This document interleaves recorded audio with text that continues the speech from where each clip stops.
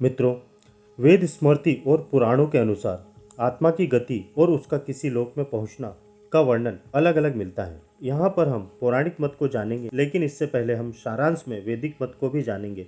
यमलोक के 4 द्वार हैं। 4 द्वारों में से एक मुख्य द्वार है और इस द्वार से जिस भी आत्मा का प्रवेश होता है उस आत्मा का गंधर्व, देव, अप्सराएं स्वागत करती हैं। इस वीडियो में हम यमलोक के 4 द्वारों के बारे में भी जानेंगे। अब बात करते हैं वैदिक ग्रंथ के अनुसार। वैदिक ग्रंथ के अनुसार आत्मा 5 तरह के कोश में रहती है: अन्नमय, प्राणमय, मनोमय, विज्ञानमय और आनंदमय।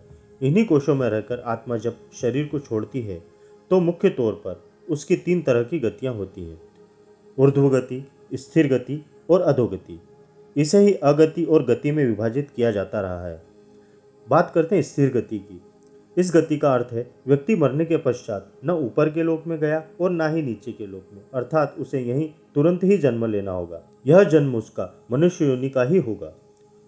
अब बात करते हैं ऊर्ध्व गति की। इस गति के अंतर्गत व्यक्ति ऊपर के लोक की यात्रा करता है। ऐसा वही व्यक्ति कर सकता है जिसने जागृत, स्वप्न और सुषुप्ति में खुद को साक्षी भाव में रखा है या निरंतर भगवान की भक्ति की है। ऐसे व्यक्ति पितृ योनि या देव योनि के सुख भोग कर पुनः धरती पर जन्म लेता है। अब बात करते हैं अधोगति की। अधोगति जिस व्यक्ति ने किसी भी प्रकार का पाप या नशा करके अपनी चेतना या होश के स्तर को नीचे गिरा लिया है, वह नीचे के लोकों की यात्रा करता है, जैसे रेंगने वाले कीड़े मकोड़े या गहरे जल में रहने वाले जीव जंतु। अधोगति का ही परिणाम है।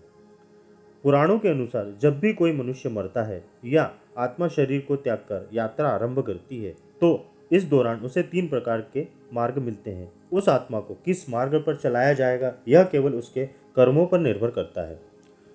अर्ची मार्ग, धूम मार्ग और उत्पत्ति विनाश मार्ग, यह 3 प्रकार के मार्ग होते हैं। अर्ची मार्ग ब्रह्मलोक और देवलोक की यात्रा के लिए होता है, वहीं धूम मार्ग पितृलोक की यात्रा पर ले जाता है और उत्पत्ति विनाश मार्ग नरक की यात्रा के लिए है। हालांकि सभी मार्ग से गई आत्माओं को कुछ काल के लिए भिन्न भिन्न लोक में रहने के बाद पुनः मृत्यु लोक में आना पड़ता है।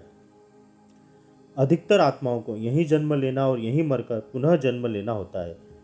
जन्म लेने वालों में जरूरी नहीं है कि वे मनुष्य योनि में ही जन्म ले। आत्मा 17 दिन तक यात्रा करने के पश्चात 18वें दिन यमपुरी पहुंचती है। गरुड़ पुराण के अनुसार यमपुरी के इस रास्ते में वैतरणी नदी का उल्लेख मिलता है। वैतरणी नदी विष्ठा और रक्त से भरी हुई है। जिस व्यक्ति ने गाय का दान किया हो वह इस वैतरणी नदी को आसानी से पार कर यमलोक पहुंच जाता है, अन्यथा इस नदी में डूबता रहता है और यमदूत उन्हें धक्का दे देकर ले जाते हैं। यमपुरी पहुंचने के बाद आत्मा पुष्पोदका नामक एक और नदी के पास पहुंच जाती है, जिसका जल स्वच्छ होता है और जिसमें कमल के फूल खिले रहते हैं। इस नदी के किनारे एक छायादार बड़ का वृक्ष होता है, जहां आत्मा थोड़ी देर विश्राम करती है। यहीं पर उसे उसके पुत्रों या परिजनों द्वारा किए गए पिंडदान और तर्पण का भोजन मिलता है, जिससे उसमें पुनः शक्ति का संचार हो जाता है। अब बात करते हैं यमलोक के 4 द्वारों की। यमलोक के 4 द्वार होते हैं। 4 मुख्य द्वारों में से दक्षिण के द्वार से पापियों का प्रवेश होता है।